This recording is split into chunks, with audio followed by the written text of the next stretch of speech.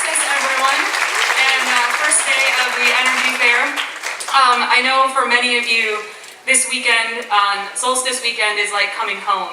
And for 5 years, I had the opportunity to work for the MREA and help coordinate the Energy Fair. And like Nick had mentioned, now I'm in Milwaukee, helping the city and Mayor Barrett and everyone change the rooftops down in Milwaukee and fill it with solar. But every summer, it's always nice to come home to the Energy Fair. So I'm happy to be here with all of you. But more importantly, I'm excited to be able to introduce to you Danny Kennedy, who's our keynote, the first keynote of the weekend. Danny Kennedy spent many, many years in Australia battling king coal, fighting the mines, fighting the good fight in Australia with organizations like Greenpeace, several organizations like many of you have been fighting over the years here in Wisconsin and in the Midwest. After a number of years ago, he came to the U.S. and said, you know, we're fighting and battling, now it's time to fight and battle for solutions. And he went from becoming an activist to an activist entrepreneur. And a number of years ago, I think it was in 2007, formed a business called Sungevity. And through his company, is really changing the way that people think about electricity and think about energy and adding solar to their rooftops. I'm sure he'll talk a little bit about how it works, but it's really interesting to get solar out into the community and in more and more roofs around the country, and really taking a positive direction of where we're headed.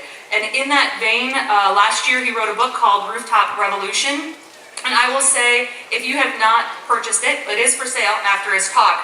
But what I love about it is it gives you one really easy to understand positive tools for you to take when you're talking with your neighbors, talking with media in your community, talking with politicians, to explain why this isn't something that's available 10 years from now, 50 years from now, but why it's available and why it's the solution today. Danny Kennedy was just recently named a Green Hero by Rolling Stone magazine. It's not everybody who gets to be in the pages of Rolling Stone, so that's pretty cool. One of the things that really was interesting last night, we got to chat a little bit, not only about music, but also about the movements that where this has come from. And what hit home with me is that we're not just working on a movement in Portage County or in Wisconsin or the Midwest, that it goes beyond boundaries, it goes across oceans. During his work with on mines in Australia, he's also had the opportunity to meet individuals that had fought that fight here in Wisconsin, and actually knows and was a friend of Walt Brissett, that I'm sure many of you in the audience know as one of the men who fought the Crandon mine, but also formed the Midwest Treaty Network, formed the Wisconsin Green Party, which was really important for me personally. So it's interesting to see those connections that cross political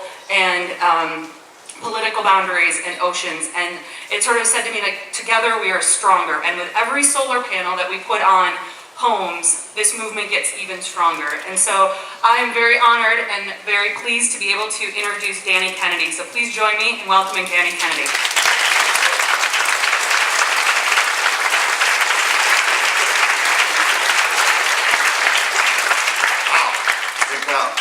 Hello, and thank you very much. Thanks, Amy, for that introduction. And thank you all for being here and having me. It's a real privilege. It's kind of funny that this Midwest Renewable Energy Fair has been part of my mythology for a long time. So I'm really glad to be here. My wife is from Chicago, and we're headed up to Camp Nawakwa tomorrow for a week of Wisconsin's wonders.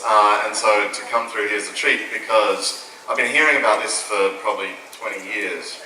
Walter Brissett used to say, you've got to go to this field in the middle of nowhere where they're doing the future. Harvey Wassam and other folk that you probably all know have told me about this. So thank you for doing it. Thank you for being the pioneers, for championing the change. And, you know, I want to give you a message of you've succeeded.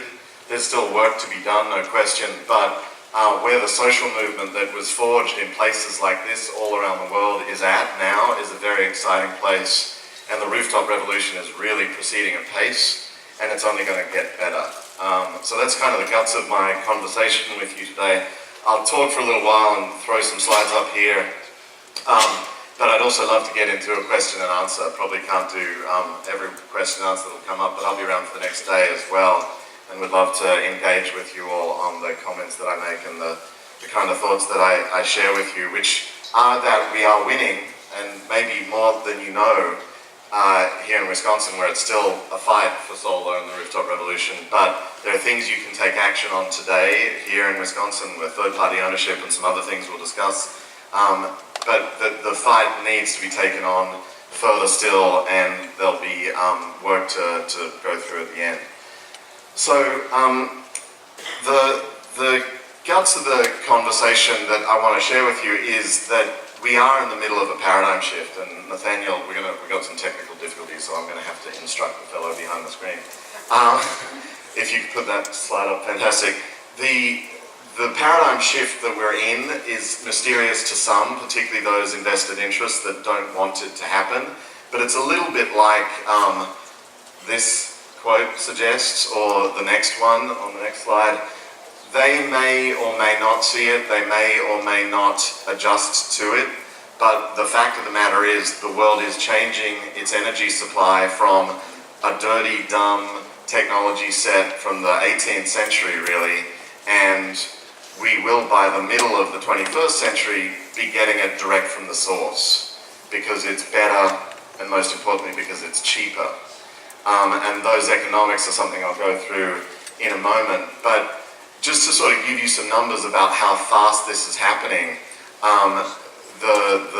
what we're talking about when I say how fast this is happening, the next slide is a picture of a Dutch row of houses. We've started our business Sungevity in the Netherlands, and you know, in Europe you now have countries that are experiencing whole days, like Germany, not a small country, a fairly substantial one with a major industrial base, whole days where they are 50% solar powered. So 50% of the electrons in the grid on several days this time last year, and it will happen again this year, are from solar panels on houses like this. The French electricity market had a freak out yesterday because their pool price was negative. This is a country dominated by nukes, because the Germans were producing so much wind and solar electricity that they're shedding out into neighboring countries, and that cheaper electricity is being consumed first by the network, and the nukes are having to compete at negative margins. You know, like, it's a pretty incredible time to be in. In California, where Sungevity is based and where the US solar industry is still strongest and has been growing the longest, so about 50% of the country's market is that state. We had a first quarter this year that was a record yet again. Every quarter has been pretty much. It was 50% bigger than the first quarter of the year before, 2012. It was about 15% bigger than the fourth quarter of 2012. So it's consistent growth. And what's really critical about this year is that the 20% or a fifth of all those systems in California were put in without state rebates, so with no subsidy. Which means that, you know, we're putting in gigawatts of solar now around the world without subsidy. Our business in the Netherlands does not have any subsidy from the state. It just competes for electricity price, and we beat it at the residential rooftop level. And you know, I joke sometimes that 2013 might go down in history as the year that we look back on as the time that turned. So in a way, the Mayans were right about the end of the world as we knew it. 2012 was the end of fossil fuels. Because, get this fun fact for you. In the first quarter of this year in the United States of America, the country that you're all proud members of, that generalized electricity for the world, the majority of new additions to the electricity supply were renewable in Q1 2013. In March, 80% of them were solar. In the second half of this year, because of all the big utility projects coming online in the Californian desert this summer, 80% of all new additions to the electricity supply in California, a state of 40 million people, a substantial economy unto itself, 80% will be solar power. There's nothing else being added to the grid these days. You know, like, there's a lot of hype, and we'll come back to it, and I know you guys are fighting your own fight on the fracking front with the sand around here. The fracking guys get good news all the time and blow their own horn really effectively. But last year, 2012, which will probably be seen as the heyday of the frack boom and bust, which Josh Fox will tell you in spades about tomorrow. But in 2012, of all new additions to the electricity grid, only about 49% were natural gas. The majority were biomass, wind and solar. 51%. So we're winning. You know, like what you've been fighting for here at MREA and Renew Wisconsin and all the rest is actually taking place. And this sort of thing, forgive me for the Getty image trademark, is spreading around the world. If you could go to the next slide, please. Again, just to give you a sense of the growth, the year I was born, there was 1 megawatt of this thing called photovoltaics produced on Earth, and they were all applied either these cells, these fantastic machines that an American invented in 1954, were all applied to calculators, you remember the sharp on your desk, and to satellites in space. And then over the subsequent decades, the rate of production grew. And if you go to the next slide, by 2004, we had, if you can press it again, a gigawatt being produced on Earth, 1,000 megawatts in that year coming out of factories. Now, a gigawatt of power capacity is about the power capacity of a big nuke or a big coal-fired power plant. So it doesn't sound like that much. But it's still an incredible mass manufacturing phenomenon.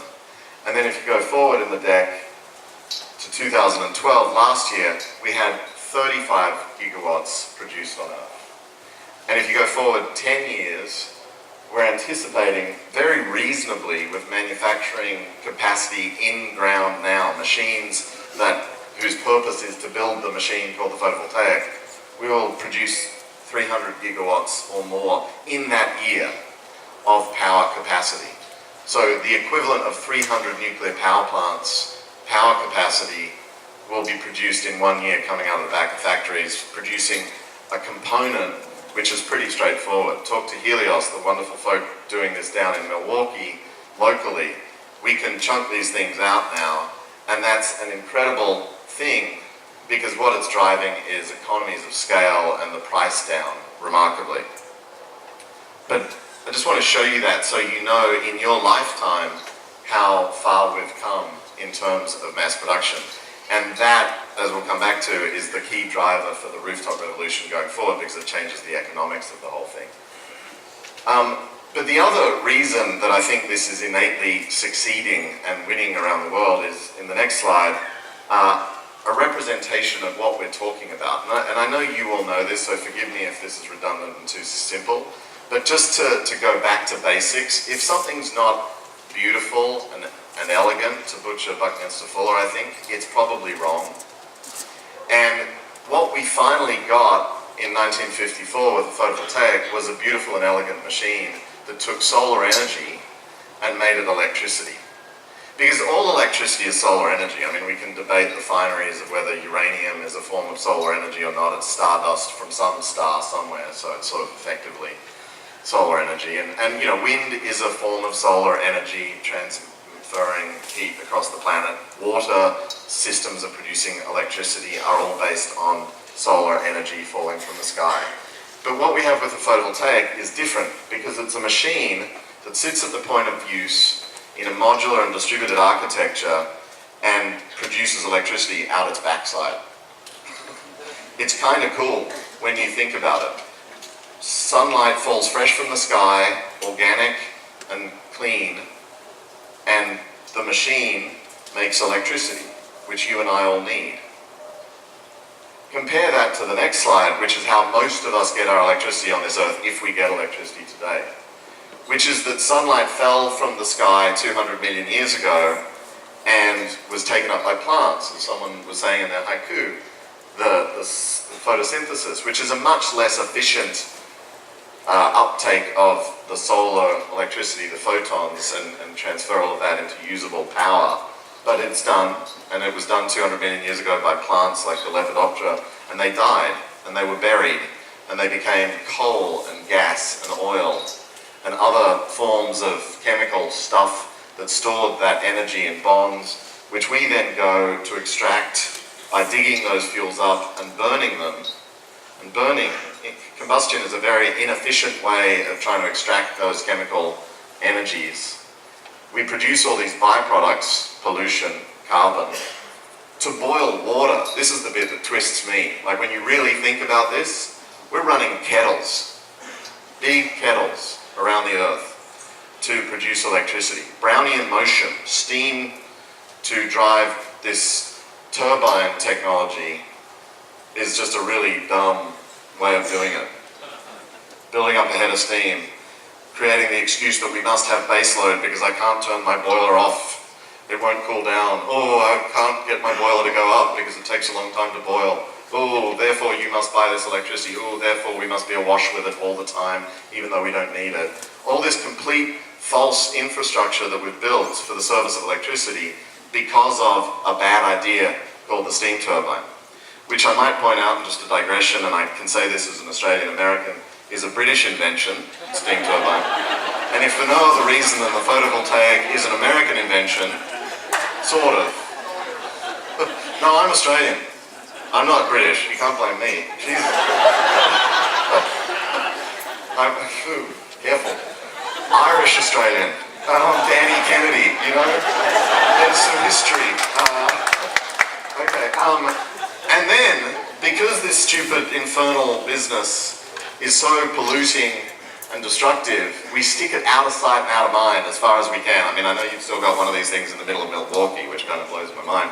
But mostly we put them out, you know, like California conveniently puts them out in Nevada and Utah on indigenous lands and burns the bad stuff there and pollutes those people and sucks up their water resources and boils it. Here's a factoid for you that's fun. Water uses in America, 49% of water used for human needs is for this in America. It's recycled in places, it comes back into the system, no doubt. But if all the water we divert, it goes to boilers for steam turbines.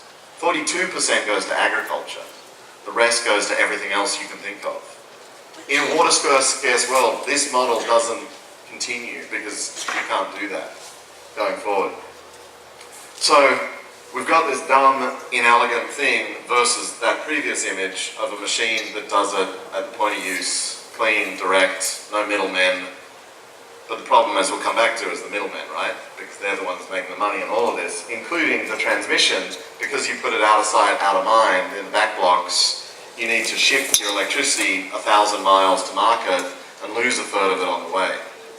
Aside the heat loss in the steam turbine and all the rest of it, you're going to ship it to market to a transformer to step it down from one voltage to a more useful condition locally and then into your house to be used. Crazy system, which is why we win, because we've got something beautiful and elegant. Going forward in the slides, if I could, Nathaniel. The other thing is that people make money. Homeowners make money going solar, and this is where I'll try to explain to you the solar lease and solar's economics from a value proposition of a residential consumer in America today.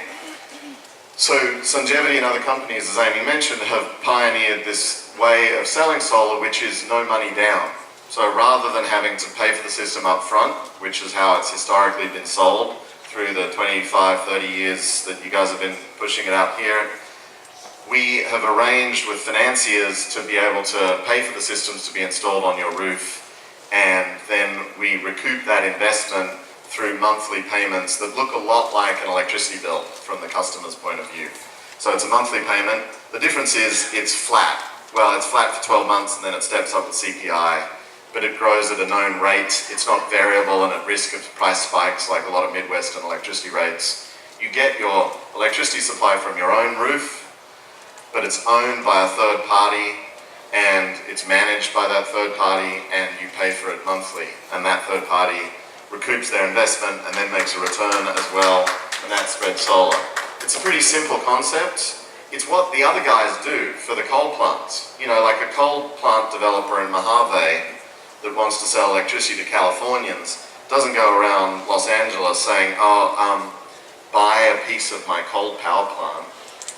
He says, sign a contract for the service of electricity, which I will guarantee you, and you will pay me a monthly amount, which I use as revenue and pay off the debts that I took in order to build the power plant.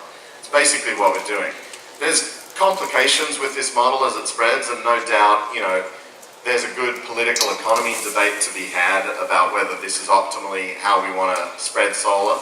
But right now, it's certainly an accelerant to the spread of solar, and I think that's important. The main thing I'm interested in is providing choices. So at Sungevity, we don't only do the lease, we do a lot of cash systems still, so that if you prefer to own, if you're one of those people that wants to understand and know and own the thing, then great, you can have that too. We also offer products like the PACE loans, the property assessed clean energy loans that cities and counties around the country were pioneering back in 2008. We sold the first of those in Berkeley, California. We still sell them in Riverside, California, where we're allowed, but the rest of the country's been sort of shut down from that program. But we also do HELOCs and other loan products with local banks and regional banks so that people can finance their system and take away that upfront barrier to adoption, which is that cost. You know, rather than pay $20,000 up front, I pay zero and I pay as I go. And then, to the point about saving money, for 80% of our customers, the lease price is about 15% or more less than what they were paying for their electricity before. So they save money from day one. For 100% of our customers, they'll save money over the term of the lease, if you assume that electricity prices are going to rise, which I do because I know about electricity prices. So the bottom line is you save money by going solar with one of these finance products, and that is a huge spur to people adopting solar. You know, people say, what's the internal rate of return on that? Well, actually, I didn't make an investment, so there isn't one. It's just something I put on your house for no money, and you save money because of it. So it's an incredible thing to do, and it's definitely spread solar. Now, in America, just by the numbers, as we've rapidly grown the solar industry across the country over the last 5-6 years, it's gone from being 0% of the market, because it didn't exist as a product, to 75% of the market. So the solar lease and its similar vein products are definitely taking the country by storm, and it's spreading solar and driving this rooftop revolution further. The demographics of adoption are really exciting also, because solar historically has been adopted by a certain class and certain demographic. More often than not, it was higher income folk who could afford the disposable income up front to pay for the power plant on their roof. Now that you can get it for no money down, people without that means can go solar. And so we've seen a shift in our business just since 2008 when we began, from 100,000 plus families being our customers to 40 to 80,000 plus being the majority of our customers. And a lot of elder folk too are our customer base, because they're trying to manage for the energy budget as they go into retirement and try to control that cost and not be exposed to risk as they go forward. Pretty exciting, because it's kind of democratizing solar. I mean, just in geographic terms, if it helps, the shift that I've seen in California, where we do most of our business still, is from sort of Malibu and west of the 405 in LA to the Inland Empire and East LA. You know, it's a different class of people. The Central Valley is really kind of one of the hotspots in California, as an example. But the fact that people save money is a driver of this rooftop revolution. The fact that, if you can go to the next slide, Nathaniel, companies make money is another driver of what we're talking about, solar adoption. This is my favorite slide of the year, and that's a kind of geeky, entrepreneurial business thing to say, but I've changed. And now I sit on earnings calls of major corporations to listen in. And This is from NRG in the first quarter. NRG, as you might know, is a very big utility, and they run the gamut of energy generating resources. They got nukes, they got coal, they got gas, they got it all in their portfolio. But they're going to pains in this slide to show to the street, to Wall Street analysts, that they're doing solar projects. Really important that you understand we're doing solar projects, is sort of my paraphrasing of the presentation. Because if you look at the bottom line, i.e. the EBITDA numbers here, you can see that they're building half the capacity in their solar project portfolio as their conventional, as they call it, product portfolio. But the number of dollars of pure profit, earnings before interest, tax, disbursements and adjustments, should know that, shouldn't I? is way better. They're making $300 million on half as much versus the conventional. It's just a little glimmer into the greed gland, which is driving this. And I make no apologies for that. I'm kind of excited. I spent 20 years of my life fighting the profit motive and the destruction that it's beset on places and people around the planet. And I'm fully aware it continues to do that to this day. But it can also be a tool. It's not the only tool, and it needs to be contained and controlled by democratic processes. But it can accelerate the adoption of clean energy systems, which helps solve the problem of climate change. It's not everything, but it's a very big thing, and we need to use it to our advantage in this sort of civilizational struggle we're in the midst of as climate activists. If you go to the next slide, the real thing that's going to keep this baby moving, and that I really want to leave you with as kind of a sense of the power of solar going forward, the power literal and figurative, and I'll keep making that pun as long as you let me, is here. If you do the first transition, you can see a basic representation of real electricity prices since electricity was generalized by GE and others here in America 100 plus years ago. They basically went down a bit for a while because they kind of standardized the steam turbine and the hookups and the infrastructure build-outs in the cities, and then the Rural Electric Administration in the 30s helped push it along. But prices per kilowatt hour of what you and I use as electricity have gone up as a pretty relentless, continuous rise. And this is true around the world, but this is just US numbers. So the band of what you pay in America for electricity is wide, so the dotted line is last year. It ranges from, not too much to a fair bit more, and then there's stuff outside the band here, like Hawaii, where it's 30 cents in a lot of places, like the higher peaks, the higher rate structure of California and New York and some other places where, where I am in PG&E territory, in the Bay Area, we pay 35 cents for some of our juice. So this is just a quick representation, but the key point is that it goes up, right? And the main reason is an economic rule called scarcity. The fuel input that drives the steam turbines is a scarce commodity, and as you use more of it, which we do, whether we're talking about the internal combustion engine itself with oil, or whether we're talking about the silly steam turbine with coal and gas and oil, and in some parts still, you're putting a finite product to work more and more, and therefore you are going to be experiencing price rises at the end user. Compare that to the next curve, which is the machine I've been marveling about, and that you all are here to celebrate and enjoy on this beautiful solstice, which, as I say, was invented across the way in New Jersey just half a century ago, and was a very expensive puppy per kilowatt hour originally, and while it was still just up in space and on your solar calculators. But in about 2003, people started making it in volume, if you remember those step-up curves of production, and it came crashing down in price.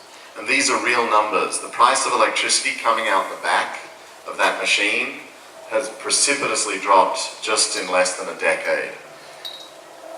The numbers are pretty remarkable, like an 80% reduction in price per module for deployment on roofs in 5 years. It's almost unparalleled in technology history.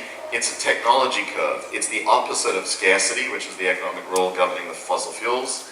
It's a production learning curve, and it will continue. The more volume is done, the lower the price will be. We've experienced this in our lives before. How many people have been to the MREA 15 years ago? How many of you, keep your hands up, had a cell phone? How many of you how many of you don't have a cell phone?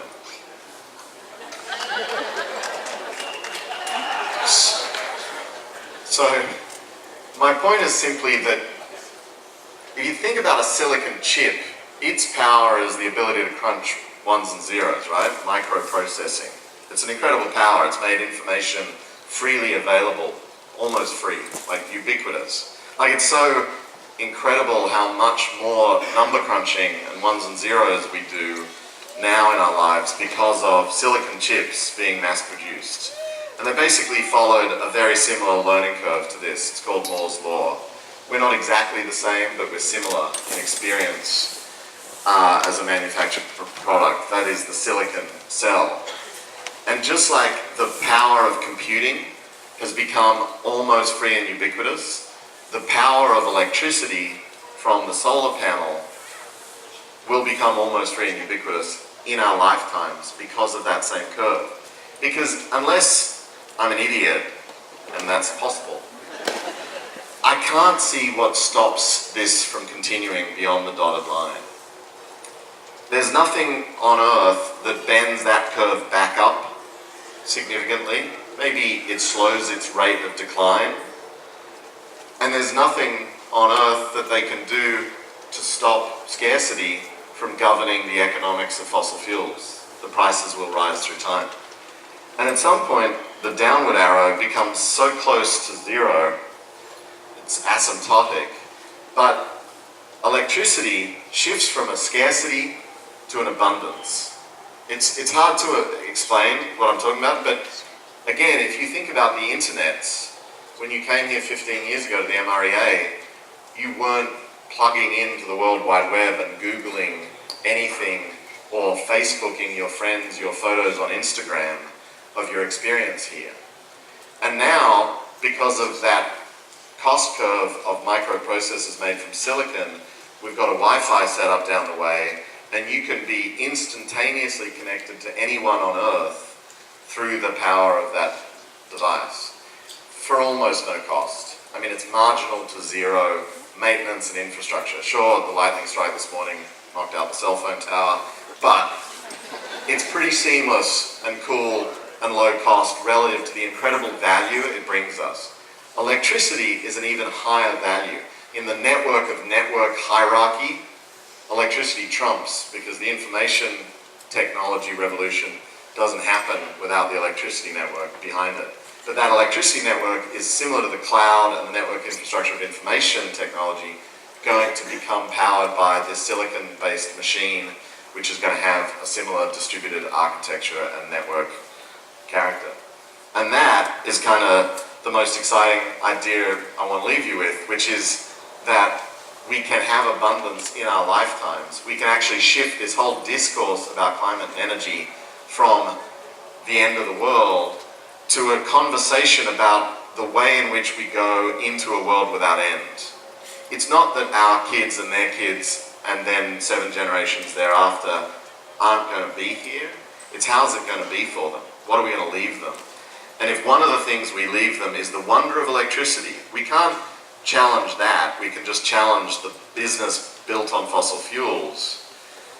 Then we're doing a good thing if we can leave them with an infrastructure that allows them to benefit from electricity and the billions that don't even have it, but I won't go there right now, without having to cook the planet in the process. So that's kind of the big thing I want to leave you with, but I have to say it's not a fait accompli. You know, this is a struggle. It's inherently a struggle because all the people that have made money from that rising cost curve represented by fossil fuels, and you know them, right? The Koch brothers, Exxon, Chevron, BHP Billiton, they're all threatened by this. They know this too. They've seen the curves. They're freaking out. They're like, oh my God, we've been riding the hog for the last 100 years, and these people have come along with a completely disruptive technology. They've pioneered it and fostered it and nurtured it in fields in middle of Wisconsin and wherever else through their little wacky activism. And now it's going to take over the world. And it is, at pace.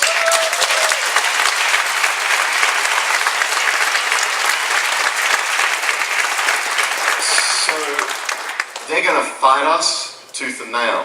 And they make pure profit. I mean, you know, I don't want to bore you with too many numbers and data points, but, you know, I get frustrated by the subsidy conversation all the time. People are, what about all the subsidies you benefit from? And, you know, it's like, are you kidding me? You know, like the tax credit that we monetize for our solar leasing business. The oil and gas industry in this country have had that and more tax credit actually in law as given since 1913. So 100 years of free ride tax policy for them to do their business. Ours, as you know, production tax credits, industry tax credits for wind and solar are on again, off again, like they don't want us to succeed. I think there could be something there. And the numbers are just remarkable. I mean, there's another study out this week about $70 billion still going to fossil fuels of direct subsidy. This is not talking about the externalization of social costs or the American Economic Review's study of what just asthma-related illnesses from coal has cost America. It's about 45 cents per kilowatt hour. So, you know, add that to that graph. And then we were competing and beating them 20 years ago. But the other point about subsidies is, what do you do subsidies for? Why does the government, through its democratic process, decide to support certain industries? And one of the answers is because they have certain social outcomes and common goods in mind. One of which is jobs, one of which is clean air, both of which we deliver in spades. Whereas fossil fuels have been shedding jobs consistently for decades.